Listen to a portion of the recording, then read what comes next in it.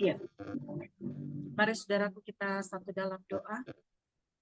Bapa, kami ucap syukur buat malam hari ini.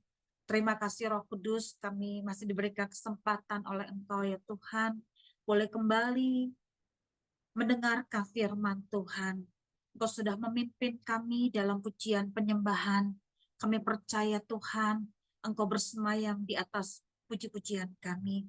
Kami percaya ketika kami memuji Engkau, menyembah Engkau di dalam roh dan kebenaran, kami boleh menerima kelepasan, kami boleh menerima kelegaan, kami boleh menerima kedamaian.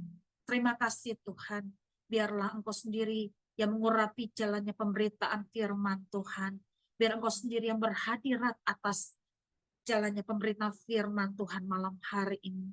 Mari Engkau menguduskan, mentahirkan setiap hati, pikiran, tubuh, jiwa, roh kami. Engkau sendiri yang melayakkan kami. Engkau sendiri yang mengurapi kami. Sehingga kami boleh dengan hati yang terbuka datang kepada Tuhan. Dan kami boleh dipuaskan, dikenyangkan melalui kebenaran firman Tuhan malam hari ini. Berfirmanlah, kami siap untuk mendengarkannya, dan kami pun siap untuk melakukannya. Di dalam nama Tuhan Yesus Kristus, kami berdoa dan kami mengucap syukur. Amin. Iya. Sekali lagi, salam buat kita semua. Shalom. Shalom, Maria. Iya, salam juga Dokter Indria. Iya, terima kasih Mbak Iponi. Tuhan Yesus memberkati. Iya, saudaraku, kita masih melanjutkan pembahasan kita di minggu lalu, yaitu tentang iman. Ya, iman yang bertumbuh. Tema kita adalah iman yang bertumbuh. Minggu lalu tentang iman, tapi untuk minggu ini yaitu iman yang bertumbuh. Ya, pembahasannya masih dari Yakobus 1 ayat 2 sampai dengan 8. Kalau minggu lalu Yakobus 1 ayat 2 sampai dengan 4, tapi minggu ini kita sama-sama mendengarkan firman Tuhan dari Yakobus 1 ayat 2 sampai dengan 8.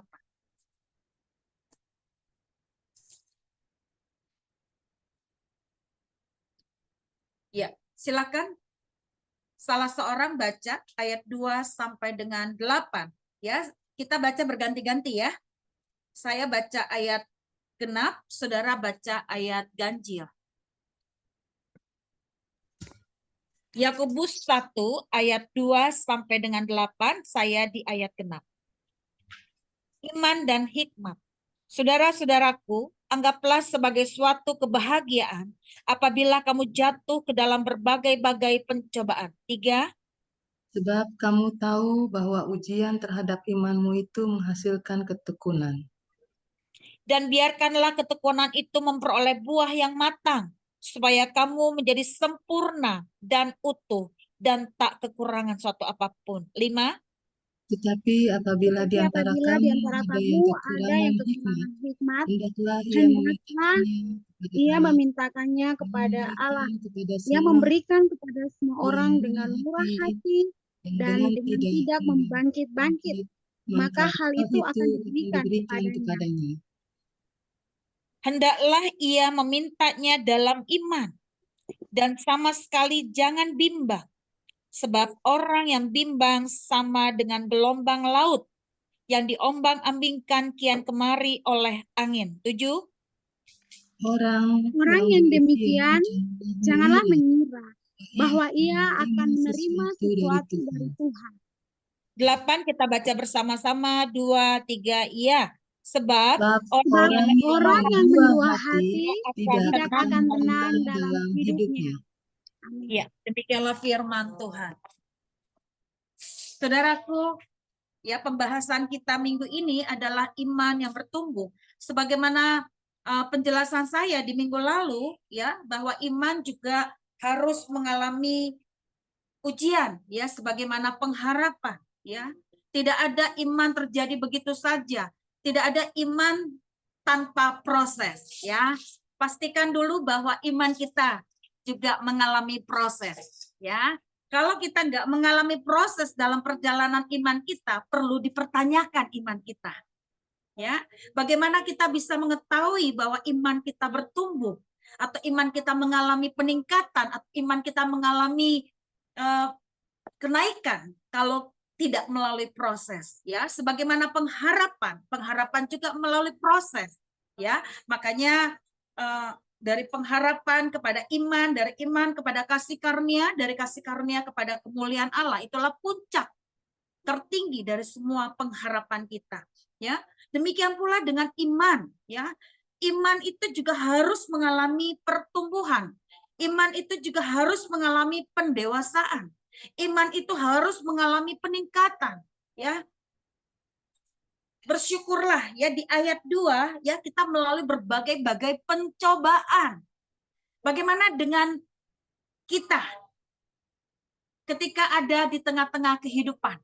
Ya, ketika ada di tengah-tengah kehidupan kita dalam perjalanan pengiringan kita kepada Tuhan, apakah iman kita juga mengalami pemrosesan itu? Ya, saya percaya iman kita pasti mengalami pemrosesan itu, ya. Sebagaimana perjalanan iman kita dalam mengiring Tuhan, ya. Oke, saudaraku, coba kita lihat di ayat 2. Kita lihat di ayat 2.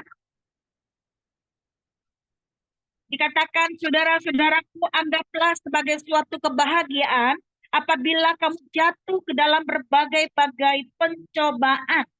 Saudara-saudaraku, anggaplah sebagai suatu kebahagiaan apabila kamu jatuh ke dalam berbagai-bagai pencobaan. Seringkali yang paling ditakutkan oleh manusia ketika melalui pencobaan. Ya, ketika melalui pencobaan itu satu momok ya atau satu ketakutan yang luar biasa. Seringkali itu yang dihadapi oleh manusia ketika pencobaan itu terjadi, ketika pemrosesan itu terjadi, ketika masalah itu terjadi. Padahal di ayat 2 tadi, berbahagialah kita ketika kita melalui pencobaan itu. Bagaimana dengan kita? Adakah kita mengalami satu ketakutan ketika pencobaan itu atau ketika masalah itu terjadi di tengah-tengah kita? Ya, apakah menjadi satu momok yang menakutkan bagi kita ketika hal itu terjadi? Saya tidak tahu bagaimana ketika masalah itu atau ketika pemrosesan itu terjadi, bagaimana kita menyikapi masalah itu. Bagaimana kita mensiasati masalah itu.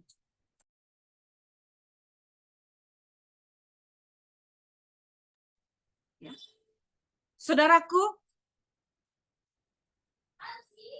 coba kita lihat yuk, ada poin-poin penting bagaimana iman kita mengalami pertumbuhan.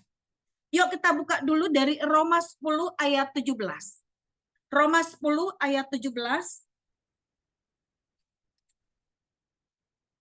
Salah seorang bisa baca Roma 10 ayat 17.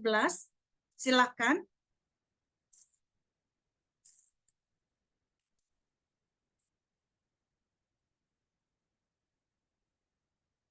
Iya, silakan.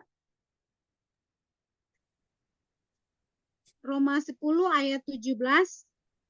Jadi iman timbul dari pendengaran dan pendengaran oleh firman Kristus. Iya. Saudaraku, ini yang sedang saya lakukan hari-hari ini, ya. Beberapa minggu yang lalu, ya, saya sedang diperhadapkan dengan selah, ya, selah atau perhentian sejenak, ya. Dalam perhentian sejenak itu saya mendapatkan ada rema-rema khusus yang Tuhan taruhkan, ya. Seperti yang saya tadi kirimkan di grup, ya. Maria mengambil bagian yang terbaik, ya. Itu artinya bahwa persekutuan dengan Tuhan itu menjadi tolok ukur, ya, dalam kita menjalani kehidupan kita atau dalam kita melayani Tuhan, ya. Gak bisa kita melayani begitu saja kalau kita nggak punya relationship yang benar dengan Tuhan secara pribadi, ya.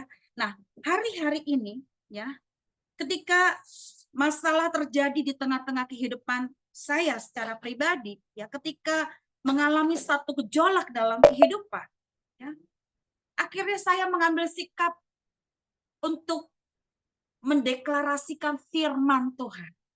Ya.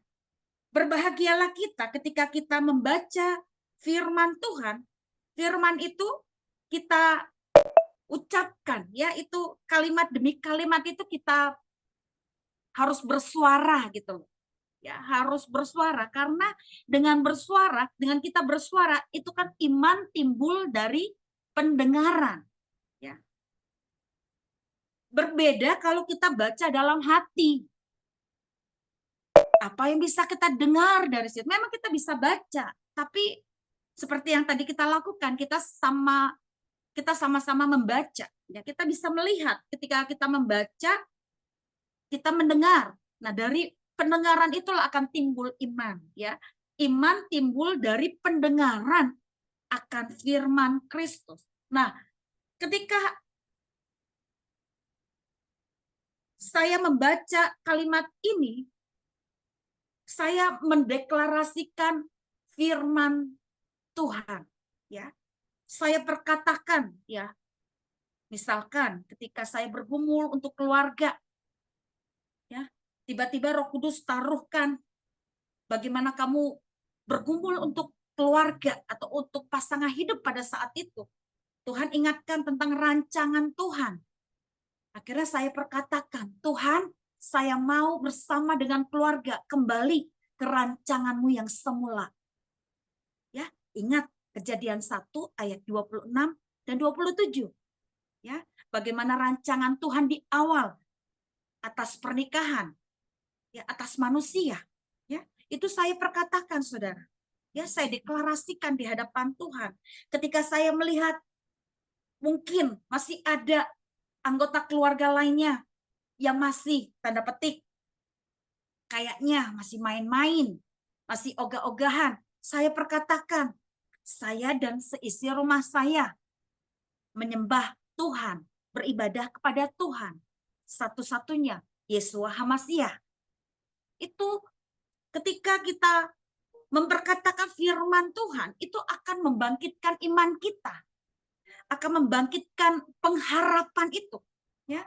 Nah, itu yang sedang saya lakukan hari-hari ini. Ya. Ada yang menggelitik hati saya. Ya. Awalnya saya nggak terlalu nggak terlalu peduli, ya. Kalau dulu oke lah saya peduli, tapi tiba-tiba ada seorang hamba Tuhan, Kak, nanti doakan ya buat ini. Ada, saya nggak kasih tahu apa ya, tapi doakan Kak. Jujur, awalnya saya nggak terlalu, karena jujur sudah terlampau gimana ini, kayaknya susah banget gitu loh untuk dijamah gitu, untuk dilawat.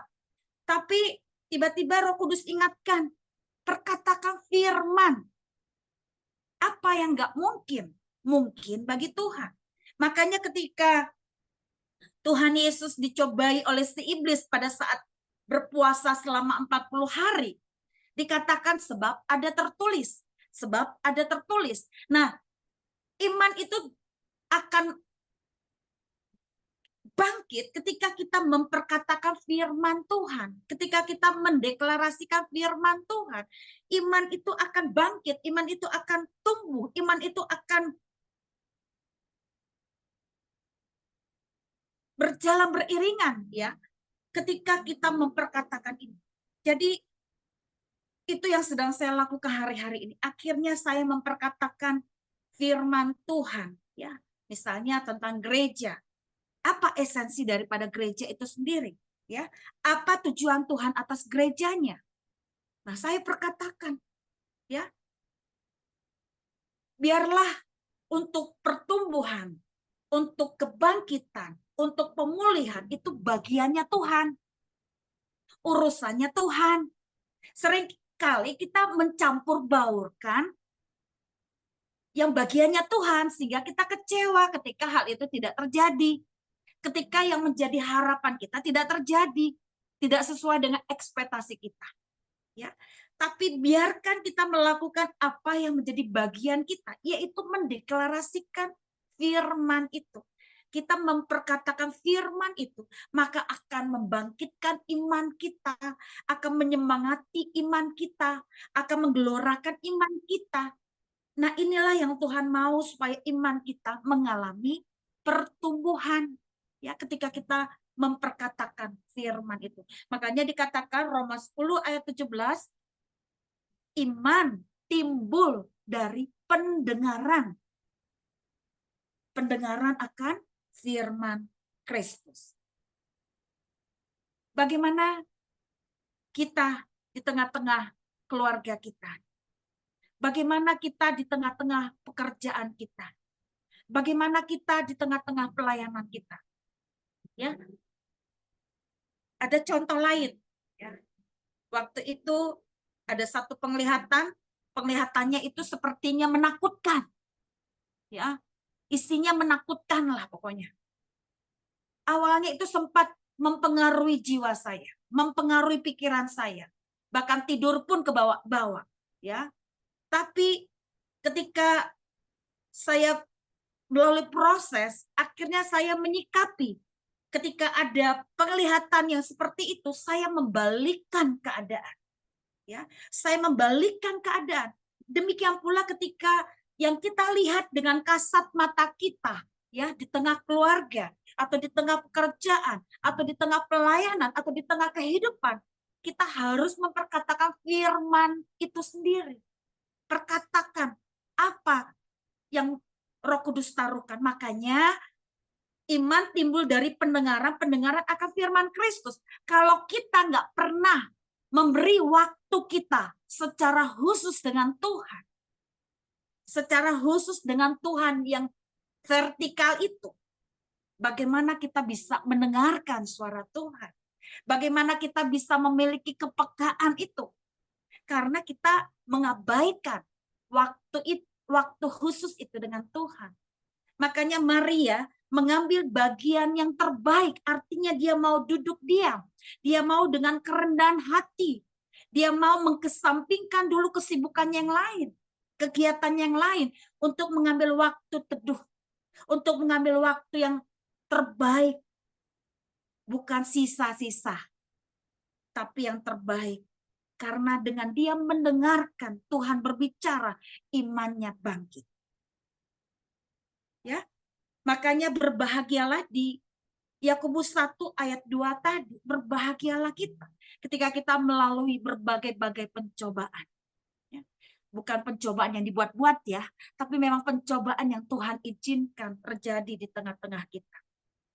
Ya. Saudaraku, memang tidaklah mudah ya ketika pemrosesan itu terjadi. Tapi kalau Tuhan izinkan itu terjadi di tengah-tengah kita, Tuhan mau supaya anak-anaknya, supaya hamba-hambanya mengalami pertumbuhan. Ya. Kita lihat di ayat 2, poin pertama. Ya, di ayat 2, iman yang terbentuk. Ya, melalui pencobaan itu, iman kita terbentuk. Ya. Bersyukur kalau kita masih diizinkan mengalami pemrosesan. Bersyukur ketidakenakan itu Tuhan izinkan terjadi di tengah-tengah kita. Bersyukur kalau kita mengalami satu keadaan yang membuat kita mungkin bertanya-tanya, tapi biarlah kita beri ruang yang besar buat Roh Kudus ya, untuk mengurapi kita, menolong kita untuk bisa melewati itu. Ya. Kita lihat di ayat 3, poin kedua. Silakan salah seorang baca di ayat 3.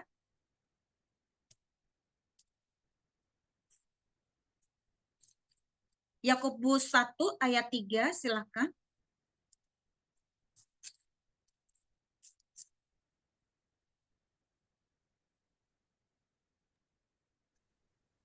Yakobus 1 ayat 3, sebab kamu tahu bahwa ujian terhadap imanmu itu menghasilkan ketekunan. Iya. Yang kedua, poin yang kedua, iman yang bertekun.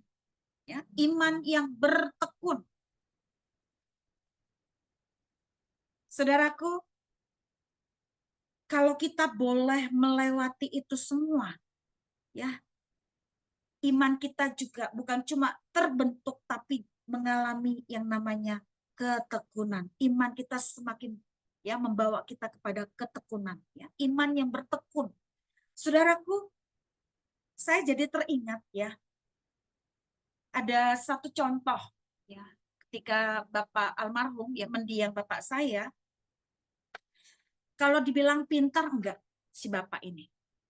Tapi si Bapak ini orangnya nunut. Ya, kalau orang Jawa bilang nunut, ya, bertekun. Kalau orang lain mungkin kalau menghadapi ujian itu pas sistem kebut semalam, ya, malamnya baru belajar, yang ada besoknya lupa, ya. Tapi kalau si Bapak ini walaupun nggak ulangan, dia dari jauh-jauh hari, tengah malam atau ambil waktu, pokoknya setiap hari belajar, dibaca-baca itu buku, walaupun nggak ada ulangan. Tapi ketika ulangan itu terjadi atau ketika ujian itu terjadi, itu keluar semua, ya. Bahkan Bapak boleh mendapat beasiswa dari situ, ya. Dibilang pintar enggak, tapi nunut, ya. Bagaimana dengan kita? Apakah iman kita dari yang terbentuk menjadi yang bertekun?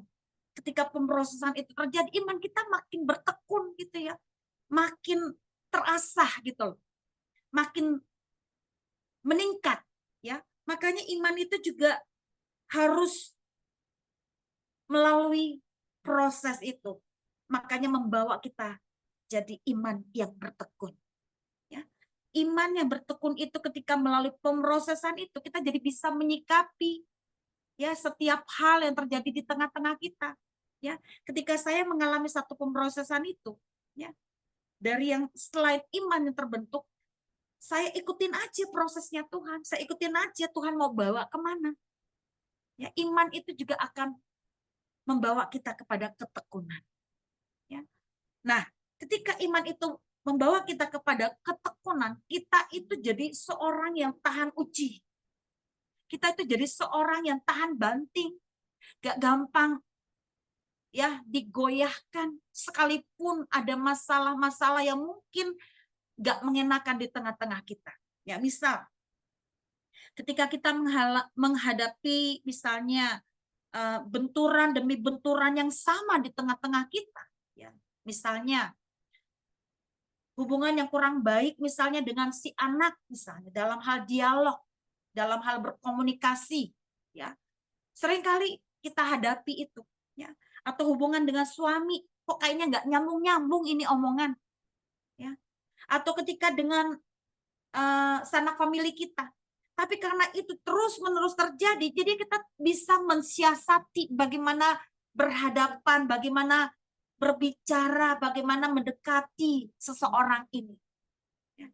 Itulah yang membawa kita kepada ketekunan. Ya. Kita bisa belajar dari situ. Kita bisa mengambil sikap yang benar ketika itu terjadi di tengah-tengah kita. Ya.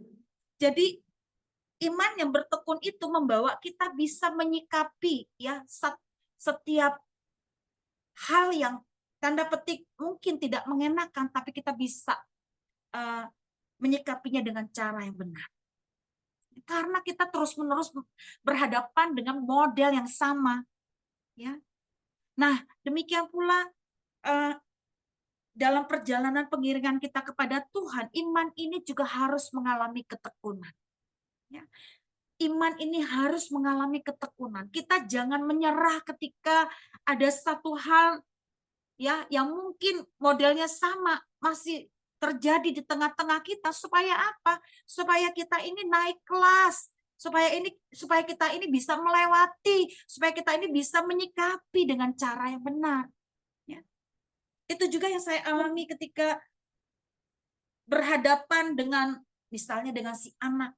Terus kadang secara manusia kita udah hampir menyerah, tapi karena kita terus-menerus diperhadapkan,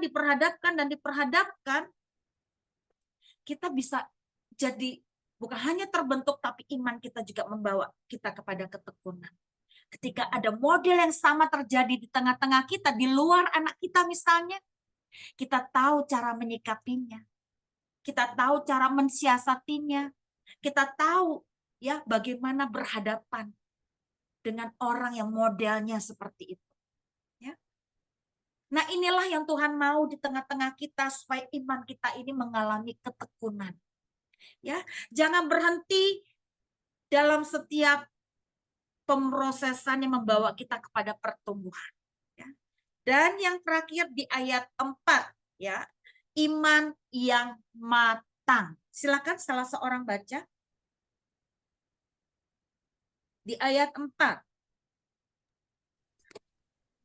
Yakobus 1 ayat 4, dan biarkanlah ketekunan itu memperoleh buah yang matang, supaya kamu menjadi sempurna dan utuh, dan tak kekurangan suatu apapun. Iya, iman yang matang itu, ya, kalau matang itu ya bukan hanya sempurna, tapi utuh dan tak kekurangan satu apapun. Artinya tidak ada cacat celahnya, tidak ada kerusakan, tidak ada kebocoran, tidak ada kekurangan. Namanya sempurna, utuh, dan tak kekurangan satu apapun. Inilah iman yang Tuhan mau, ya, supaya iman kita ini bukan hanya kita terbentuk, bertekun, tapi juga sempurna, utuh, dan tak kekurangan satu apapun. Atau kita istilahkan iman yang matang. Kita harus bisa melewati itu semua. Kita harus ada di titik itu dalam proses iman kita. Ya, kalau kita masih mengalami benturan, lewatin saja, hadapin saja, jangan menyerah. Ya, iman itu akan membentuk kita. Ya, terus iman itu juga akan membawa kita kepada ketekunan. Terus dan terus iman itu juga menjadi iman yang matang, sempurna, utuh, dan tak kekurangan suatu apapun. Kita harus sampai di titik itu.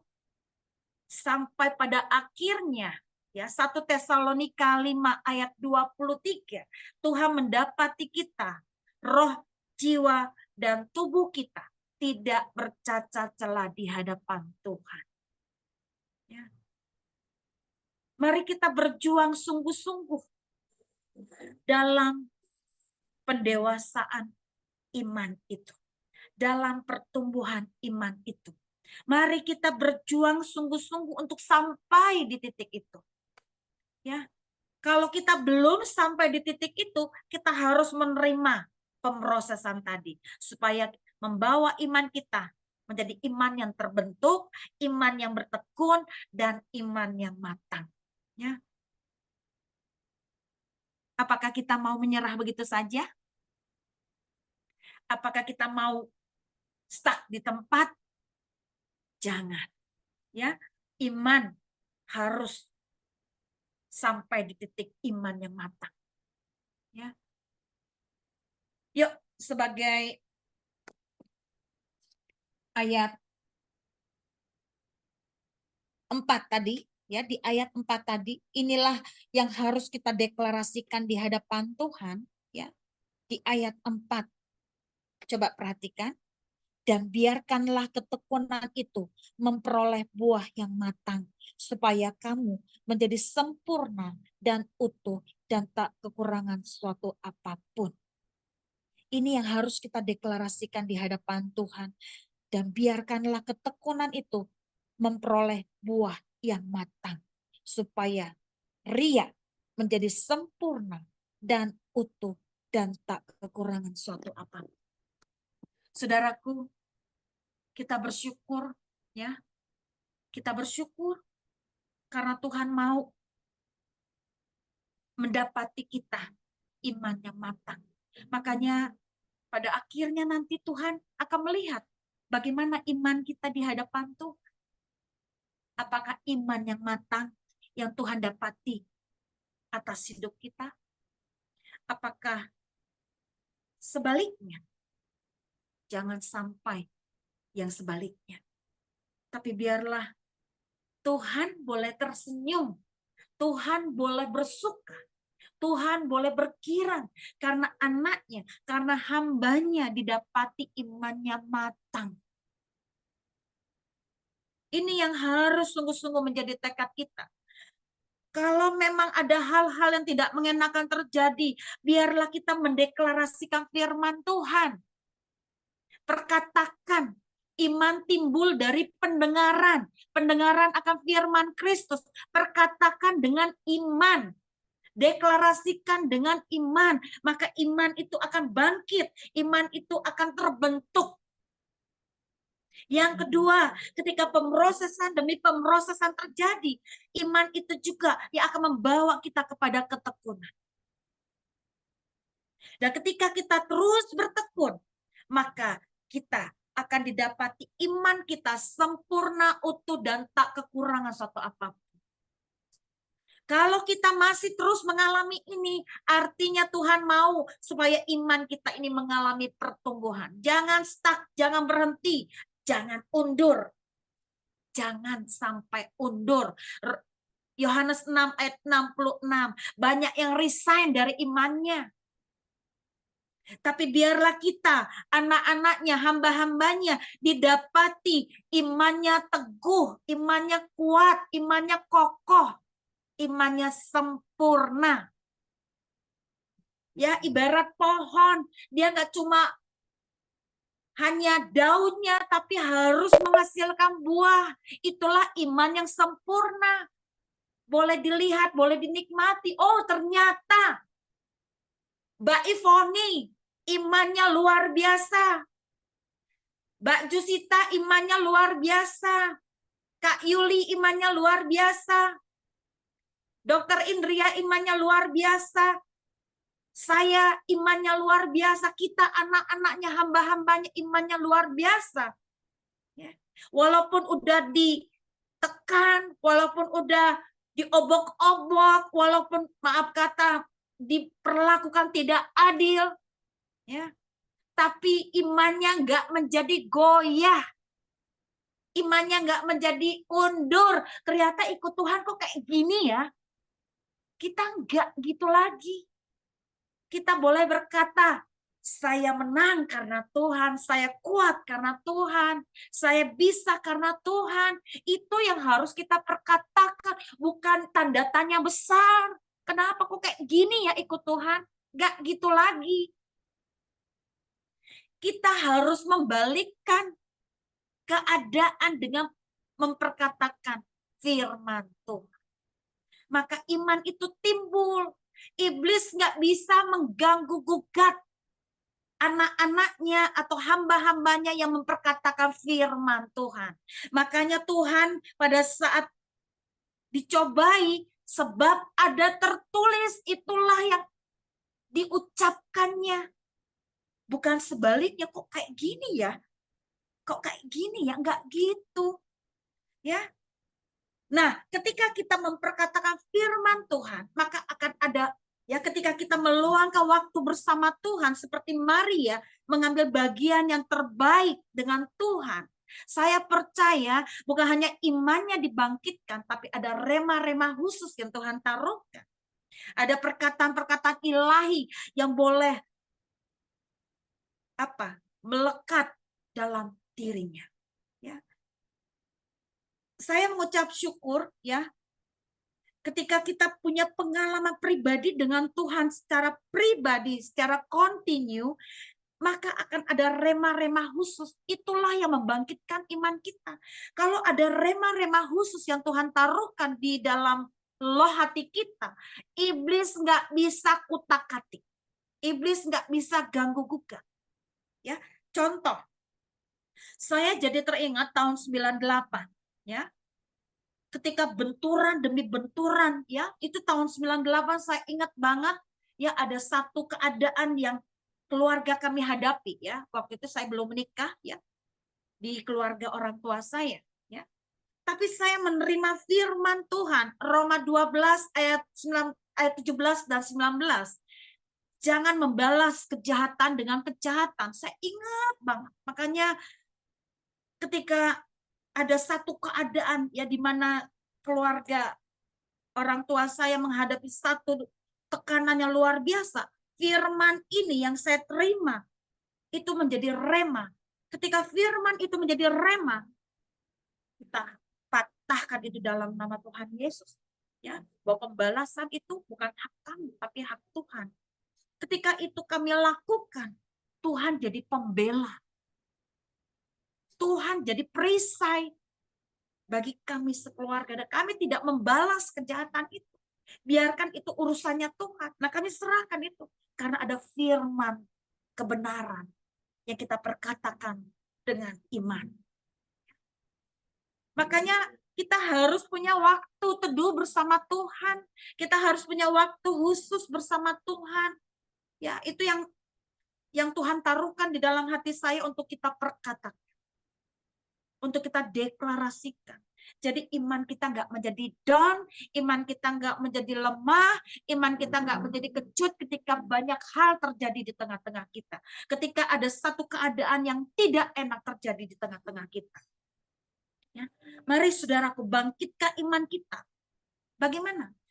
Waktu khusus dengan Tuhan harus lebih diperbanyak lagi. Harus lebih diutamakan lagi. Komunitas memang penting, tapi waktu secara vertikal itu harus diperbanyak. Yaitu waktu teduh bersama Tuhan. Karena Tuhan mau supaya kita punya waktu-waktu khusus bersama Tuhan. Dengan kita punya waktu-waktu khusus dengan Tuhan, maka kita akan diluruskan apa menjadi komitmen kita. Ya, akan diluruskan apa menjadi tujuan kita. Apa yang menjadi motivasi kita. Ya, supaya kita nggak melenceng, saudara. Kita jangan merasa diri benar. Tapi biarlah kita menerima kebenaran itu melalui firman Tuhan. Maka firman itulah yang akan menyegarkan jiwa kita. Makanya iman itu timbul ketika kita memperkatakan firman Tuhan. Kita harus baca Alkitab itu atau firman Tuhan itu kita baca, kita baca. Maka ketika bersuara, maka iman itu akan timbul. Ya. Ada rema-rema yang Tuhan taruhkan pada kita. Ya. Mari kita berjuang sungguh-sungguh supaya iman kita mengalami pertumbuhan. Ya, iman yang bertumbuh. Yang pertama saya akan ulang. Ya, yang pertama, iman timbul dari pendengaran akan firman Kristus. Iman timbul dari pendengaran akan firman Kristus. Saya selalu sampaikan ini juga di GAP, generasi anak panah, ya selalu saya bilang sama adik-adik GAP, yuk deklarasikan visinya Tuhan tentang GAP. Saya anak panah yang tangguh, saya anak panah yang berkarakter, saya anak panah yang berkarunia, saya anak panah yang siap dilesatkan dan tepat sasaran, yaitu anak-anak panah di tangan pahlawan. Mazmur 127 ayat 4, 1 Timotius 4 ayat 12, termaterai oleh kuat kuasa darah Tuhan Yesus. Mama-mama yang mendampingi anaknya pasti hafal. Kecuali mamanya cuma jadi pendengar saja. Tapi kalau mama-mamanya ikut juga mendeklarasikan itu, mamanya juga anak panahnya Tuhan. Itu yang menjadi harapan saya. Ya. Makanya selalu saya bawa dalam doa, keluarga yang mendampingi juga dilawat tuh. Supaya mama-mamanya juga boleh melihat, menyaksikan anak-anaknya. Ya, ketika itu diperkatakan, percayalah, mereka bukanlah anak-anak gampangan. Nah, demikian pula ketika kita memperkatakan firman Tuhan, kita ini ancaman bagi si jahat. Iblis gak bisa kutak-katik. Tapi kalau kita berhenti, kalau kita diam di tempat, apalagi undur, itu jadi makanan empuk si iblis. Tapi karena kita memperkatakan firman, karena kita mengucapkan, karena kita mendengar, maka iman itu timbul. Kita jadi ancaman. Kalau kita jadi ancaman, apakah kita akan berhenti? Enggak. Kita harus lulus dalam setiap proses. Yang pertama, bagaimana supaya iman kita mengalami pertumbuhan di ayat 2? Ya, ketika berbagai-bagai pencobaan, iman itulah yang membentuk kita. Iman itu akan terbentuk. Ya. Yang kedua di ayat 3, iman yang bertekun, iman yang membawa kepada ketekunan. Dan yang terakhir di ayat 4, iman yang matang. Iman yang matang adalah sempurna, utuh, dan tak kekurangan suatu apapun. Saya percaya wanita-wanita yang ada di ruang Zoom ini ketika membeli buah di pasar atau ketika membeli buah pada si abang-abang, pasti pilih buah yang manis. Gak asal milih. Sama, Tuhan pun juga begitu. Dia sedang mencari. Ya, apakah iman kita ini sempurna, utuh, dan tak kekurangan? Tuhan sedang cari itu. Nah, biarlah iman kita juga seperti itu. Seperti buah yang manis itu. Ya, seperti buah yang manis, sehat, dan banyak hasil. Ya. Nah, biarlah firman Tuhan malam hari ini boleh meneguhkan kita dalam perjalanan pengiringan kita kepada Tuhan. Jangan berhenti berharap, jangan stuck di tempat, dan jangan undur dari hadapan Tuhan. Terus lakukan dengan iman yang tertuju hanya kepada Tuhan. Percayalah, ketika kita sungguh-sungguh menempatkan Tuhan sebagai yang terutama, ketika kita sungguh-sungguh memberi ruang yang besar pada Roh Kudus, pada Tuhan, maka Tuhan juga akan menolong kita dalam perjalanan pengiringan kita pada Tuhan. Amin. Mari kita tutup di dalam doa. Bapak, kami mengucap syukur buat malam hari ini. Terima kasih Roh Kudus buat firman Tuhan yang boleh kembali mengingatkan kami bahwa iman juga harus mengalami pertumbuhan. Iman yang bertumbuh adalah iman yang terus melalui proses, yaitu iman yang membawa kepada pembentukan, yaitu iman yang terbentuk. Yang kedua, yaitu iman yang membawa kepada ketekunan. Dan yang ketiga, iman yang membawa kepada kesempurnaan atau iman yang matang. Roh Kudus, tolong kami. Kami menyadari banyak kekurangan kami, tapi kami percaya dengan kami terus memperkatakan firman Tuhan, dengan kami terus membiarkan Roh Kudus mengurapi kami, menolong kami, maka kami dimampukan untuk terus berimankan Yesus Kristus. Bapa, ini kami anak-anak-Mu. Urapi kami dengan urapan-Mu yang baru. Penuhi kami dengan belas kasihan-Mu. Dan ajarlah kami Tuhan untuk menghitung hari-hari kami sedemikian. Sehingga kami beroleh hati yang bijaksana. Terima kasih Bapa buat malam hari ini. Materaikan setiap benih firman-Mu ini ke dalam loh hati kami. Dan biarlah kami semakin berakar, semakin bertumbuh, dan semakin berbuah ke arah Kristus. Di dalam nama Tuhan Yesus Kristus kami berdoa dan kami mengucap syukur. Amin. Ya, kembali ke